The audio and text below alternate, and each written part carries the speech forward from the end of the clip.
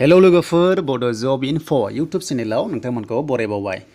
भटार ID apply खालामनाय प्रसेसखौ नायदो। गोदान एप्लाइ खालामनो हायो। नोंथाङा जुदि गोदान एप्लाइ खालामनो सानदोंबा आरो नोंथाङा जुदि ट्रान्सफार खालामनो सानदोंबा बेयावनो गासैखौबो हाजोबगोन। नाथाय लोगोफोर आं गिबियाव माबोरै एप्लाइ खालामनांगौ आं बेखौल' गासैखौबो डिटेल्सखौ होजोबलांगोन। नेक्स्टआव आरोबाव भिडिअ खालामगोन ट्रान्सफार खालामनायखौ।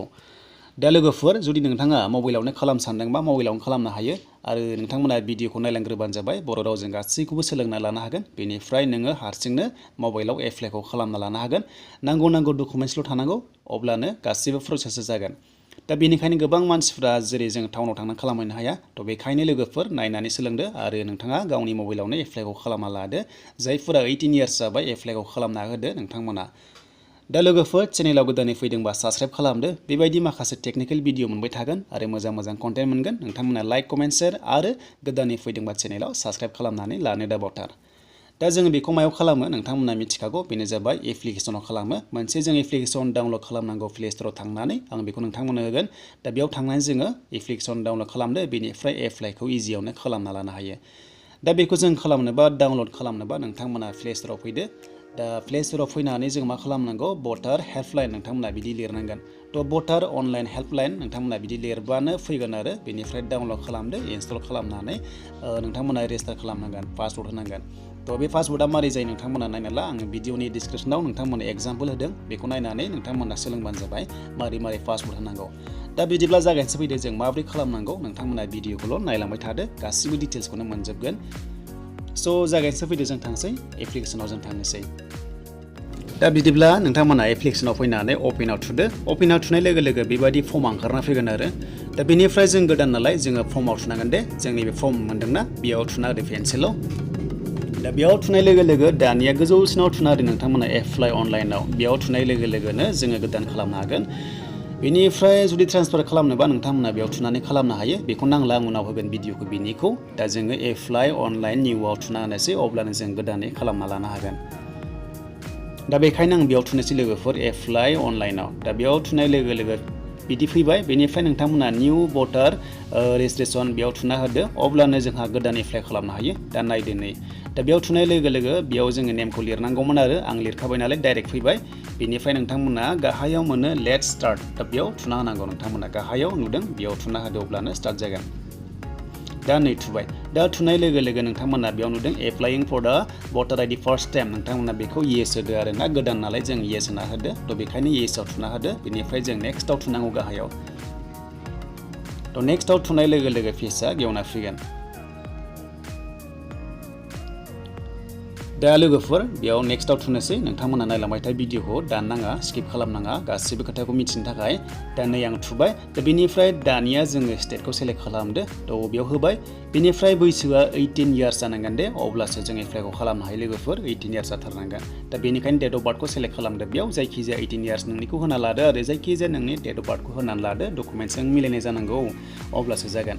दा बेनिफ्राय दानिया फैबाय। दानिया नै दा select date of birth document. थ' जोङो डकुमेन्टखौ एड्रेस प्रुफ थानाय आरो लोगोसे डेट अफ बार्थ थानाय नांगौ आरो। थ' बेखायनो मा हरनो हायो नोंनि गोसो। दा जों Aadhaar card birth certificate marksheet हरनो हायो। क्लास 10नि 8नि 5नि दङब्ला डेट अफ बार्थ थानाय जाथारनांगोन आरो पेन कार्डबो हरनो हागोन। दा बेखायनो आङो बेयाव बेस्टखौ होबाय बार्थ सार्टिफिकेट होबाय। बेनिफ्राय आपल'डआव नोंथांमोना खालामनांगौ। दा आपल'डखौ जों डकुमेन्टसखौ गोबां एमबि हरनो हायो 2 MB गाहाम हरनो हायो। दा बेखौ सेलेक्ट खालामनानै लाना फैदो नों बबेयाव दोनदों आपल'डआव थुनानै। दानिया लोगोफोर नोंथांमोना नैबे डाउनलड एज डिक्लेरेसनखौ नोंथांमोना डाउनलड खालामनानै स्केन खालामनांगौ ओमफ्राय आपल'ड खालामफिननांगौ नोंथांमोना डेट अफ बार्थ होनानै। बेखौ नोंथांमोना होनांगौ अब्लासो जागोन।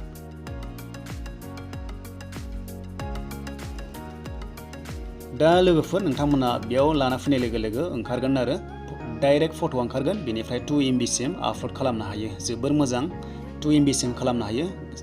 बेनिफ्राय जोङो दानिया नै बेबायदि मोनो आरो।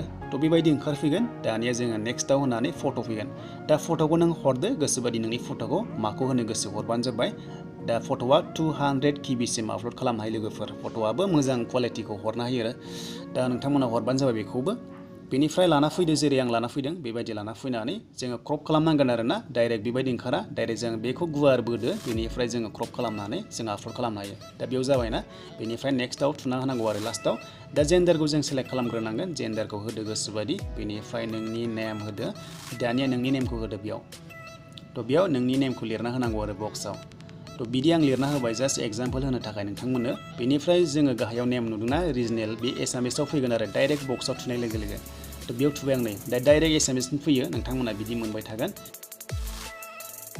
थ' दानिया सार नेमखौ दङब्ला होदो गैयाबा नाङा आरो बेखौ दङबा हो गैयाबा नाङा बेनिफ्राय दानिया मबाइल नाम्बाराथ' फैखाबाय नै इमेल आइडि होनो हागोन गोसोब्ला बेनिफ्राय दानिया डिसेबिलिटि दङब्लासो होनांगौ बेखौ गैयाब्ला बेखौ जेबो होनाङा नोंथांमोना होथारनाङा आरो बेनिफ्राय नेक्स्टआव थुना होदो दा नेक्स्टआव थुनाय लोगो लोगो दानिया रिलेटिभ नोंनि मा जायो थ' बेखौ होनांगोन आरो थ' बेहाय नोंनि फादारनि नामखौबो होनो हायो दा जोङो फादार नेमखौ होनो हागोन आरो गोसोबादि दा बेयाव हमना ला एग्जाम्पल होनोसै थ' बे आंनि फादार आरो हमना ला दा बेनिफ्राय एसएमएस आखराव थुना होनांगोन थ' बेयाव थुनाय लोगो लोगो फैगोन आरो बक्सआव डाइरेक्ट एसएमएस आखर फैगोन दा बेनिफ्राय बेयाव नाम्बार बिदों थ' दङब्ला होनो हागोन आरो जुदि नोंथांमोना भटार कार्ड नाम्बार दङब्ला होनो हागोन बिफानि दङब्ला दा बेनिफ्राय फादार जायो ना मादार जायो होबानो जाबाय दा आङो फादारखौनो होनोसै बेयाव बेनिफ्राय हाउस नाम्बारखौ होदो नोंथांमोना इन्टार खालामनानै बेनिफ्राय आरो बेयाव फिन खनसे थुयोबा एसामिसनि जायो आरो दा नोंथांमोना लकेलिटिखौ होदो गोसोबायदि नोंनिखौ होदो बेनिफ्राय स्टेटखौ होदो एरियाखौ दानिया गामिखौ लिरना होदो बेयाव थ' बे बक्सआव गामिखौ लिरना होदो बेनिफ्राय आरोबाव फिन खनसेबाव नोंथांमोना बक्सआव थुनाय लोगो लोगो एसएमएस आखर जायो पस्ट अफिस होबाय बेयाव दा बिदि आरो फिन खनसेबाव थुदो एसएमएसनि जागोन दानिया पिन क'डखौ होदो नोंथांमोना बेयाव पिन क'डखौ होना होदो ओमफ्राय दानिया एरिया टाइप थ' बेखौ जे गामि ना टाउन ना सिटि बेखौ होदो दा आङो गामिनिखाय गामिखौ होनोसै अप्सनाव बेखौ आं गामिखौ थुबाय आरो दा नोंथांमोना गाव गावनि गामि बा टाउन बेखौ मोजां होना लाबानो जाबाय जाहाथे प्रब्लेम जायो बायदि उनाव दा बेनिफ्राय बाक्सा डिस्ट्रिक्ट ओंखारदोंमोन हमना ला आङो उदालगुरिखौ होनोसै दा बेखौ आं होबाय दा बेनिफ्राय दानिया नोंथांमोना सेलेक्ट खालामनांगौ आरो डिस्ट्रिक्टखौ गाव गावनिखौ खालामनानै लाबानो जाबाय बेनिफ्राय एसेम्ब्लि थायोना नोंथांमोना एसेम्ब्लिखौ सेलेक्ट खालामना लानांगौ नोंनि एसेम्ब्लि थायो थ' एसेम्ब्लिखौ सेलेक्ट खालामना ला जेराव नोङो भट होगोन ना बे नोंनि जिथु बे फानि ओंखारदोंमोन बेखौ सोलायनानै माजबाद खालामसै आंना माजबाद थ' बेखायनो आं खालामबाय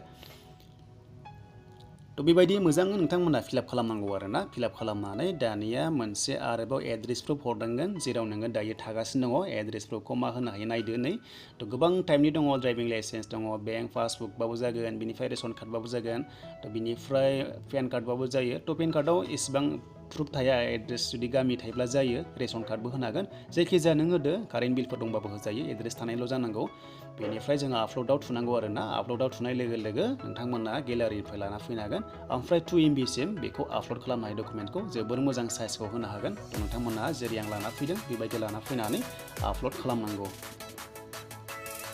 थ' जोबोर इजि प्रसेस नोंथांमोना हाखागोन नोंथांमोना मोजां नायबानो जाबाय सोलोंनानै गाव गावनो नोंथांमोना लानानै फैनो हागोन थ' बेखौ लाना फैदो बेनिफ्राय नोंथांमोना नैबे क्रपखौ मोजां खालाम आरोना गासिबो थांजोबनायनि फेसआ गासिबो सजानायनि बेखौ नोंथांमोना होदो थ' दानिया जों गाहायाव नेक्स्टआव थुना होनांगौ लोगोफोर नेक्स्टआव थुनाय लोगो लोगो बेयाव माखासे भेरिफिकेसन जायो बेनिफ्राय जोङो बे इन्डियायाव बेसेबां समनिफ्राय दङ बेखौ जोङो होनांगौ थ' बेखायनो नोंथांमोना बेखौ मिलायनानै होबानो जाबाय आरो नोंथांमोननि एनआरसि थायोना बेखौ नायना लादो बेयावनो गासिबो डेटा थायो जे जों बेसेबां समनिफ्राय इन्डियानाव दङ बेखौ जोङो होनांगौ थ' बेखायनो आं जास्ट नोंथांमोननो एग्जाम्पोलल' होनोसै थ' बेखायनो भिडिअखौ नायनानै बुजिबानो जाबाय जोङो चेन्ज मोनगोन मोनसे जे जोङो बेयाव फैगोन आरो लास्टआव बैयाव नोंथांमोना नुनो मोनो गोजौआव बेनो जाबाय नै दा रेसिडेन्ट अफ इन्डिया नालाय दा बेनिखायनो जों माब्ला दं बेखौ होनांगौ दा फार्स्टआव जोङो बे नोंथांमोना नै बेयाव होदो केलेन्डाराव जे आं बेसेबां समनिफ्राय दं होननानै जिखुनु जाया बेयाव नोंथांमोना होदो आरोना थ' नोंथांमोना बेखौ होनानै लादो बेखौ बुजिखाबाय जानांगौ जे इन्डियानाव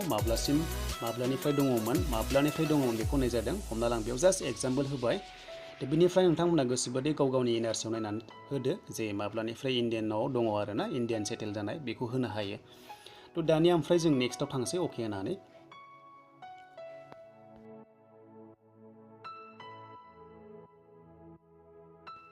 स' लोगोफोर नोंथांमोना मिस्टेक खालामनाङा मोजाङै फिलआप खालामनानै मोजां बुजिनानै खालामबानो जाबाय जोबोर इजिसो बेनिफ्राय बेथ' जाबाय र' दानिया नेक्स्टआव जों थांसै गाहायाव जों थांबावसै आरो बेखौ जों मोजां सेलेक्ट खालामखाबाय बे माखासे डेटखौ बेनिफ्राय डिक्लेरेसन नोंनि नेमखौ होदो लोगोफोर बेयाव नेमखौ होदो आरो थ' नेमखौ आं जास्ट होबाय बेनिफ्राय दानिया फेसखौ होदो नों बबेयाव दङ दायो प्रेजेन्ट बेखौ होना होबाय आङो बेनिफ्राय दानाव थाना होदो दा दानाव थुनाय लोगो लोगो बेबायदि प्रिभिउ ओंखारगोन दे गासैबो फर्मा नों मा फिलआप खालामखो गासैबो ओंखारजोबगोन दा गासैबो अके जादोंब्लासो जोङो फाइनाल साबमिटखौ खालामनांगौ दा नै लोगोफोर बिदि नोंथांमोना चेक खालामदो जुदि गासैबो जुदि कारेक्ट जाबायब्लासो नोंथांमोना लास्टआव साबमिट मोनगोन हा कनफार्म बे कनफार्माव थुनाय लोगो लोगो बे एप्लाइ जासिगोन नोंनाव अटिपि फैनो हागौ बेनिफ्राय जोङो बेखौ होनानै जोङो फाइनाल साबमिट खालामदो कनफार्म खालामदो आरो अब्ला नोंथांमोना जासिगोन बेनिफ्राय बे एप्लाइआ जाबाय आरो नोंथांमोना उनाव भटार कार्ड फैगोन नोंथांमोना बेखौ एक्न'लेजमेन्टखौ डाउनलड खालामना लानो हागोन अनलाइननिखौ नोंथांमोना खालामनानै ला प्रिन्ट खालामना लाबानो जाबाय आरो